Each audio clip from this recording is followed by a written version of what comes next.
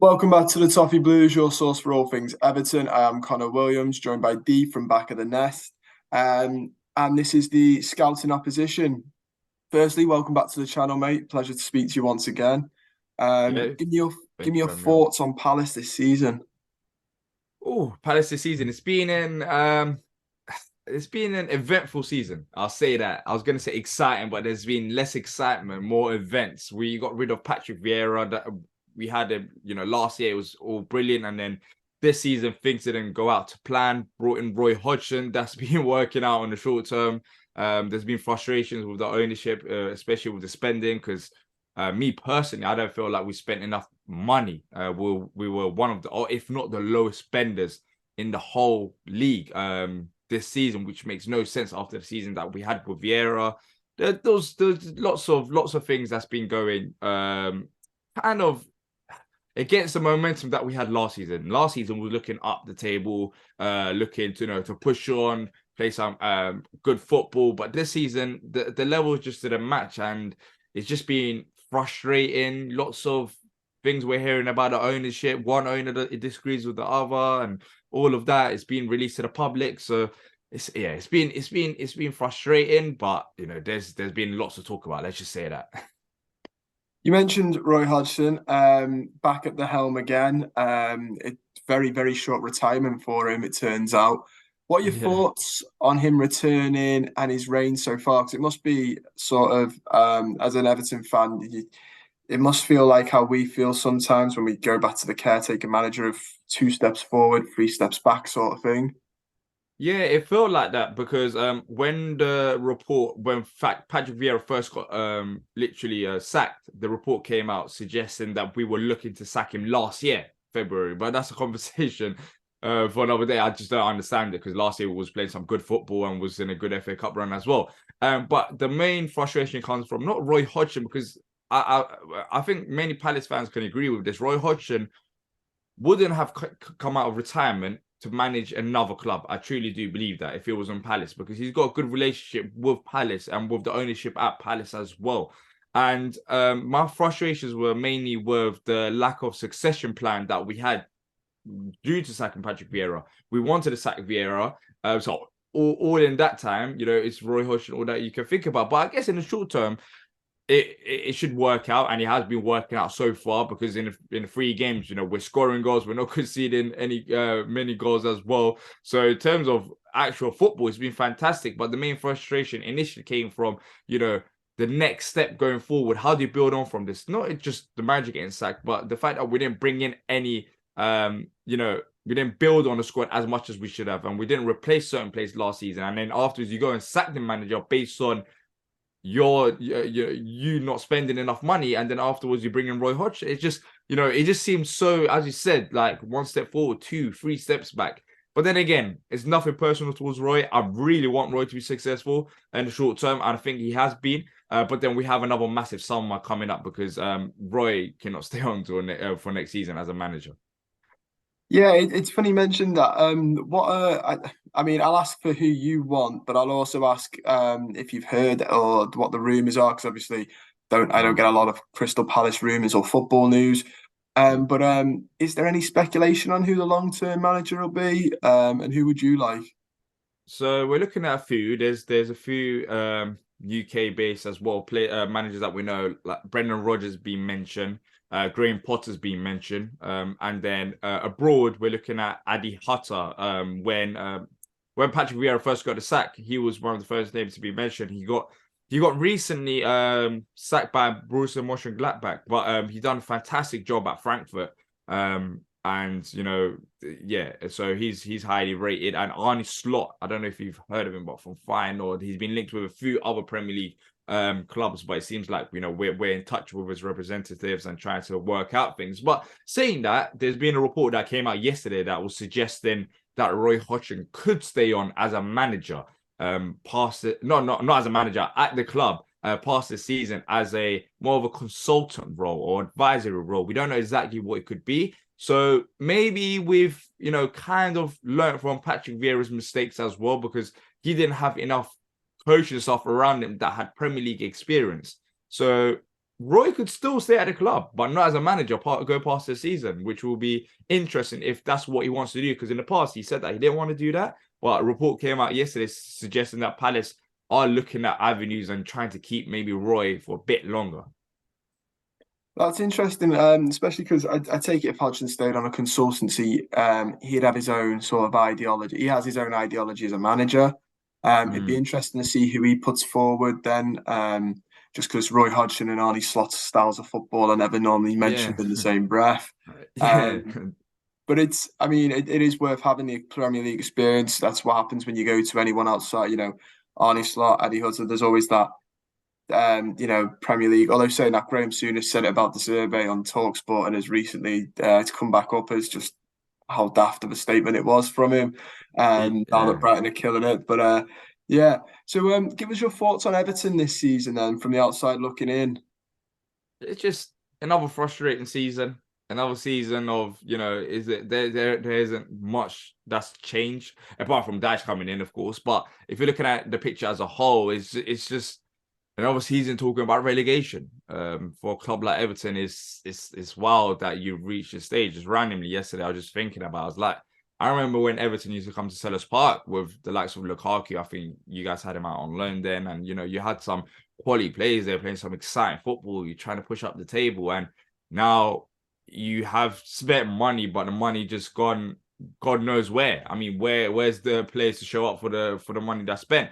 But then again, I feel like you made the right move by sacking Lampard, because Palace are literally only 3 points behind Chelsea. We didn't win a game before these 3 games for like 3 months, which sums up them as well. And Frank Lampard is struggling there. So you had to sack Lampard because Lampard is an overrated coach. And yeah, I just don't understand the hype with him. But yeah, Dash comes in. Dash should be able to settle Everton, you would think, in theory. But then again, you're not as comfortable as some may have expected, because Dash has been there for how many games now? It's been there for quite a few. It's about 11 now. Yeah, it's been there for quite a bit now. Yeah. So maybe you would have expected to be a bit more above the relegation zone, but it's just bigger than a manager. That's the thing. It's always bigger than a manager with Everton. But yeah, I think Dash is a sensible approach, anyways, and maybe in the short term to maybe mid to long term. It depends on how you're feeling as Everton fan, because you just need a bit of stability. And so far, once again, this season, I just don't see stability. It's been too many problems from the past that just keeps happening. And it's another manager, and it's a case of, will you guys stay up? That's the conversation. That's how I see it, anyways. Yeah, I think it's a bit of a daunting time, but I think you've hit it. So the outside perspective is pretty much the same as the fans' perspective of above the manager, and mistakes are coming back to bite us on the backside. It's interesting you mentioned, obviously, your free, you got your 3 wins. Me and Matt, obviously the relegation, so you're only a couple of places above us. Sort of anyone from like 12, I think it is now, or it's so close. And I was saying to my dad the other day, I was like, last week, I was like, it only takes a couple of wins and we'd be out. We'd not be safe, but we'd be out of the pressure. And yesterday, when I spoke to him, I was like, we named Palace as the one example. We're like, look at Palace, you got Hodgson in, 3 wins it is on the bounce, and all of a sudden you are. I wouldn't, I'm not going to say you're safe because mathematically you're not, but you're all of a sudden looking a lot better now. There must be that sense, surely, at Palace fans of a little bit of relief. Like, not overzealous, but there must be that we're out the danger of Everton, Southampton, Leeds. Yeah, because the wins that we've got is against sides that's below us. So we managed to beat Leicester, we managed to beat Southampton. Before that, my brain just literally stopped. What was the game before the Southampton game? The Leeds. Yeah, we managed to beat Leeds. How can I forget that one? 5-1. But yeah, so we managed to beat teams that's below us. And we play some decent football. That's the funny thing. We play some decent football under Roy. And in our first game, we had like 30 shots. In the second game, we beat Leeds 5-1. In the last game against Southampton, it was pretty much Eze just taking over in the second half. And it pretty much turned out to be comfortable in the end. But yeah, in all honesty, yes, I was talking about as well. We're looking up rather than down. Because even if we lose against you guys, we still got literally teams just in and around us, and we feel like we could pick up maybe like draws here and there just to keep us safe. But we're on 36 points as it is, and it's just it'll be. I'll be very surprised if he somehow managed to get relegated. I'm not saying never. Like it could happen, of course. You've seen wilder things, but yeah, with our current form, it's more of a case of, you know, can we catch up to Chelsea? We're only 3 points behind them, and yeah, we not only that, not only the wins, it's the manner of the wins as well. You just the players are excited. I'm sensing no complacency at all. Even after we beat Southampton, you could easily say, oh, all right, that's it. We can relax a bit. The way the players are talking, they're like, we're looking forward to the next game. We're scoring goals, we're defending well, and they're hungry. And we've shown that even after the Leeds game. We beat Leeds 5-1. You can just, you know, relax a bit. That's a nice win. And you got Southampton. No, we still went for it. And in this game, I'm expecting us to go for it once again, because we got some decent attacking players. And right now, they just want to go out there and play. It's as simple as that. So, yeah, there's a bit of relief and a bit of excitement as well, even going into this game. Yeah, there does seem to be a sort of bounce, a sort of aura about Palace, like an upbeat sort of aura at the minute. You mentioned some of your attacking players, and I mean, when you were struggling, it was a shame to see some of the, because you have such good attacking players. You mentioned Eze. Yeah. Who's been the best player at Palace this season? Is it one of the attackers, or is it midfield defender? Oh, that's a very good question. I was having this debate the other day on our channel about if we had to be a player of the season, who would it be? So for me, Doucouré in midfield, fantastic player, and that's one area that we was looking at as well in our preview.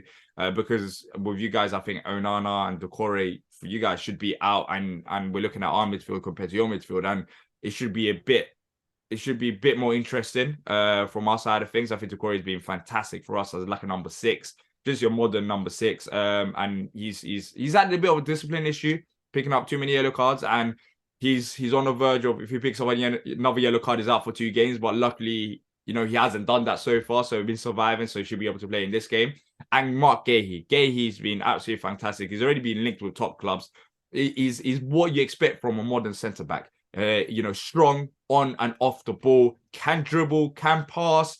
Literally, sometimes Gay just says, all right, I'm getting a ball and I'm running past, and just goes to midfield, runs past the midfield and just keeps attacking. So Guéhi, Doucouré, yes, but the main man, of course, going into this game is Eze. And there's talks about, you know, if he continues this form, can he be player of the season? For me, it just depends on how much of a goal contribution can he continue. Because if you're picking player of the season, you can't look at the last 7 games. You have to look at the season as a whole. Without the likes of Marc Guéhi, we probably wouldn't be in the position we're in now, because we were solid under Vieira defensively, and Guéhi played a big part to that, and we managed to pick up points here and there. But then again, with Eze, maybe we're not winning these games. So it's hard. There's like 2 or 3 players, but we've had some, you know, despite it being a mediocre season, we've had some good individual performances, but mainly from the midfield and defense, and lately of Eze. Nice. So I'm now going to ask you the complete 180 of it. Give me your worst player, or the player that you think needs to, you know, improve from this season. It's hard to pick. Oh, well, left back Tyrick Mitchell. He had a rocky start to the season, but lately he's improved. And he's improving. So I think he's been one of those players. And funny enough, if you asked me this maybe 3 games ago, I would have said Eze. Because Eze under Vieira just looked like a player that had no confidence. It was unrecognizable how just the basic passes as well. And then ever since Hodgson's come in, Hodgson knows him from his previous times, because Eze signed under Roy Hodgson. He's just been the Eze that we know that got selected up to England, and he's been absolutely fantastic. But then again, yeah, Tyrick Mitchell, and the main concern for us is the right back position, because it's 2023. We still have Joel Ward as our right back and Nathaniel Klein. So we haven't really strengthened in that area, and haven't replaced Wan-Bissaka. So yeah, it'll be the fullbacks at times. But right now, if you're talking about going into this game, I would say probably Joel Ward. Despite us winning, he's had a few rocky moments, and even in them games. But luckily, the attackers have come forward and delivered. So yeah, not that many players as of recently, but the right back position is definitely one to target. Yeah, I completely honestly, there's moments where I completely forget Joel Ward is still playing. Yeah. He could end up being your Seamus Coleman, where he just stays way past where you'd expect him to be staying. Yeah, I think this season it should be his last in theory as a starter, him or Nathaniel Klein, or maybe both of them. And we're looking to get right back.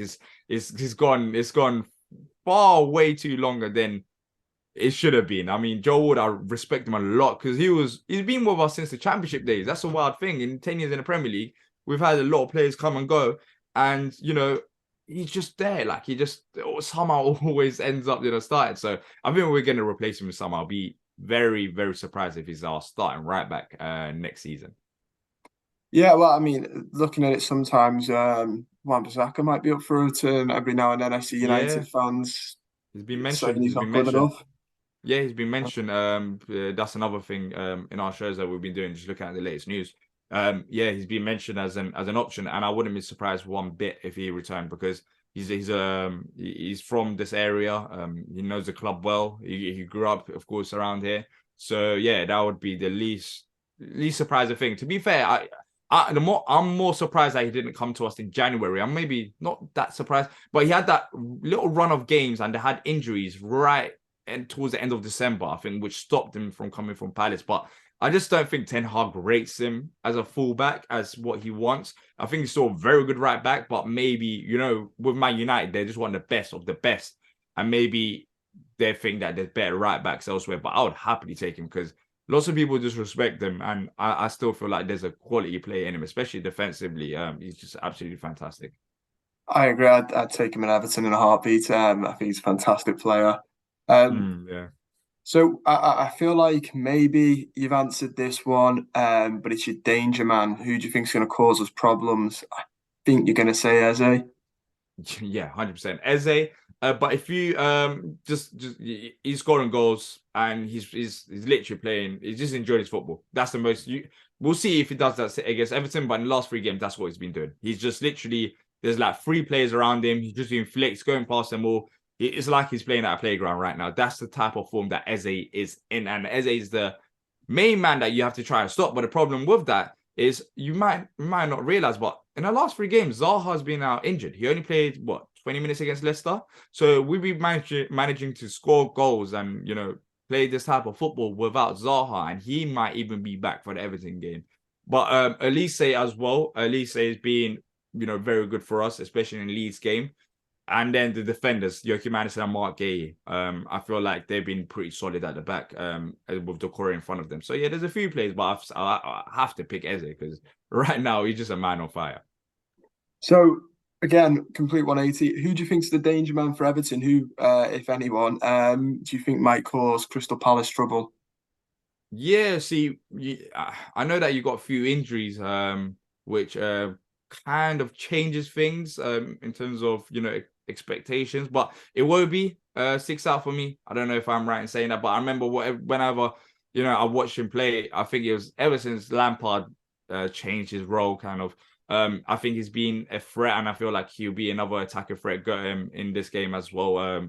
His speed, and I was seeing him play against Palace in that role. So the main player that I'm really concerned about is Iwobi. Of course, Calvert-Lewin would be a threat, but his injuries has kind of ruined his whole season. So there's of course it would be natural threat if he was to play. But yeah, for me, Iwobi, that's the player that I'm looking at and trying to think how our Palace going to stop him, because if we stop Iwobi, I think our chances increase. Yeah, Iwobi's been absolutely excellent this season. Probably our best player by a fair bit. On the overall season, I'd say Dwight McNeil's recently has picked up his form, but Iwobi's overall has been a real top player. Who do you think the likely lineup will be for you? Who can we expect in the Palace 11?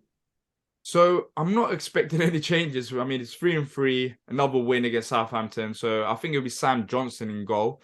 Right back should be Joel Ward, Joachim Andersen at centre half with Mark Guéhi, and at left back it'll be Tyrick Mitchell. And then in front of them, it'll be Doucouré, Eze, and Jeffrey Schlupp as a midfield 3. And down the left hand side, I see this is first of all, I'm not too sure if Wilf is fit for this game. There's a possibility that he might be fit, but it's either going to be Jordan Ayew or Zaha down the left-hand side. But Jordan Ayew's been playing good as well, so that's going to be interesting to see what Hodgson does with that. And then down the right-hand side, it will be not Jeffrey Schlupp, it will be Michael Elise, and up front it should be Edouard. But that striker / also left winger position could change depending on Wilf being fit. I wonder what Hodgson's going to do. He might even put Ayew up front and Wilf down the left-hand side and drop Edouard. But yeah, it should be pretty much similar lineup. I'm not expecting that many changes, if any changes at all. Yeah, I suppose why change a winning team sort of thing. Yeah. Um, Yeah, we're playing well. So there's literally that's the thing. Even in our preview, we said that like you can't really complain because the man just getting results. We're playing well. We can't really complain about it. So yeah, I'm expecting a similar team. yeah, and when one of them's a 5-1 win, you don't want to disrupt that. That is Exactly. Yeah. that's something else. Well, speaking of scores, what do you think your score prediction will be? Score prediction for the game. I'm not expecting a 5-1 type of game. I think it might be a tight game. We faced Dash a few times, even at its burning days. Even when you mentioned Dwight McNeil, I mean, you got a few players there, even from the burning days that I remember us facing him, and he caused us trouble a few times.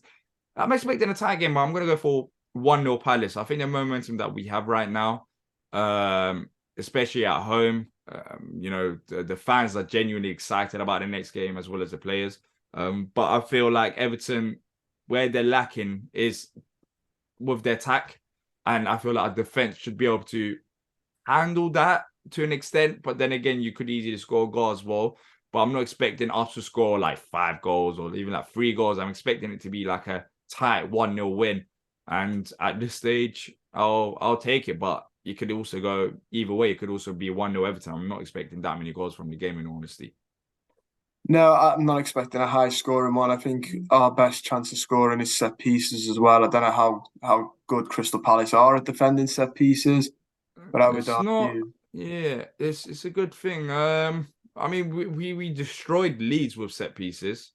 I know that. I mean, they even we didn't score the 5 goals from set pieces, but I had a feeling that we could probably score for another goal from a set piece because maybe they looked a bit weak, but we've been around set pieces. I think we're one of the top scorers in the set pieces, so it hasn't been too bad. But then again, defensively, maybe it could be an area of concern, but I can't really think right now on top of my head are struggling that badly in set pieces. Saying that, 2-0 Everton, 2 headers from corners.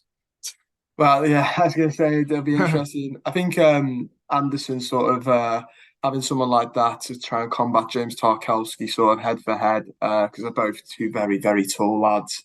It should be a very interesting battle, that should. This one's a bit, irrelevant to the two games, but football. Out of curiosity, who do you think will win the league now after Arsenal slip up against West Ham? I've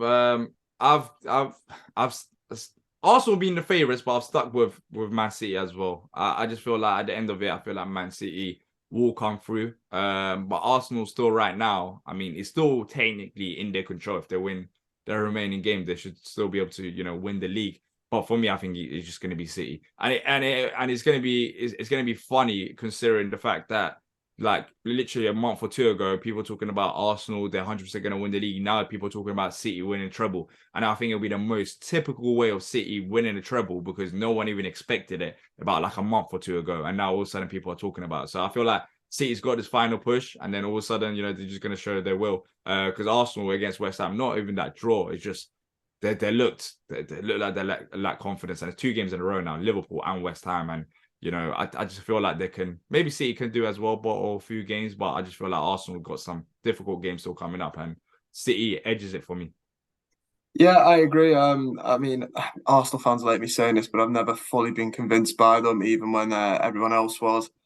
And City love. They've had some tight wins. I guess you need to do that if you're going for a title. But even like they've had some dodgy performances. Even like Bournemouth conceding 2 goals at home to them, and then afterwards coming back and winning that game. And now West Ham and Liverpool. They've had a lot of last minute winners, and you're gonna need some last minute winners. There's no problem with that. But in defense, there's been slight concern, and then you look at the last few games as well, and it's not looking that great. Maybe if Saliba comes back, because they've been missing Saliba, so once he comes back, they should be a bit stronger. But yeah, I just feel like City at the end of it will push through and win the league. And they love this time of year, City. Like they normally Yeah, I finish the mean, look at them. season. I They're mean, just enjoying the football. I said to my dad when it was happened, I was like, they pushed Liverpool and beat them by a point last season. And that was a Liverpool team that, no offense to Arsenal, that Liverpool team was a lot better than this Arsenal team, in my opinion. And that hurts to say as well. I don't say that lightly. So to push that team all the way and win by a point, I've got a feeling City are going to lapse them. But I guess it all depends on the City Arsenal game. But that's going to be massive. That's going to be like a 6-pointer, which is a very football cliche, but it is a 6-pointer in the league. So literally. But that's all I've got time for, mate. I just want to say thank you once again for coming on. It's been a pleasure to speak to you and catch up with you. Yeah, thank you for having me on. Really appreciate it. Of course, apart from this weekend, hopefully, for you guys' sake, hopefully you just push on and stay up, because you are a big club. But look, thanks for having me on, and it should be an interesting end to the season.